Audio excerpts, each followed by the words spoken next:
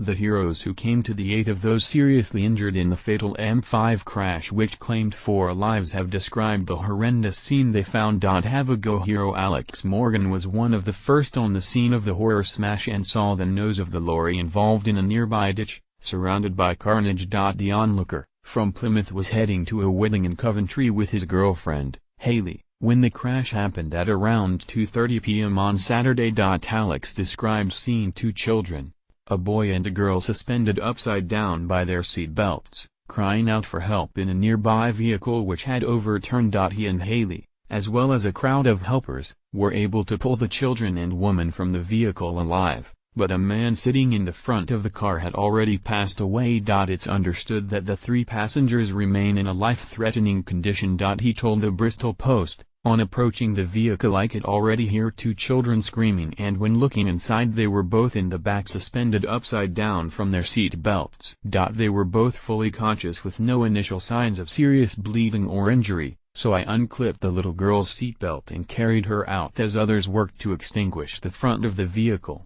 We took them up the bank and along the bank away from the vehicle so they could receive first aid from paramedics who arrived extremely quickly on scene. At this point I and a handful of others were attempting to get a response from the woman who was in the front of the vehicle. I could see just from looking through that the adult male was sadly already dead due to the damage to his side of the vehicle. However, another man checked his pulse from the rear of the cab and I attempted to feel one myself from the front, to no avail.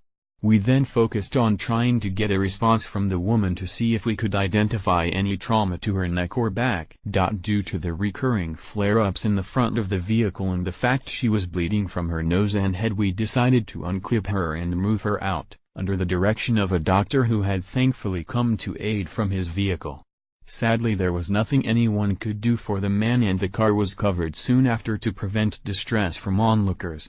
Police were called at just after 2:30 p.m. to the collision between J15 and J14 involving several vehicles, including a lorry. The motorway was closed in both directions between J16 and J14, but 4 people were confirmed dead soon after the incident.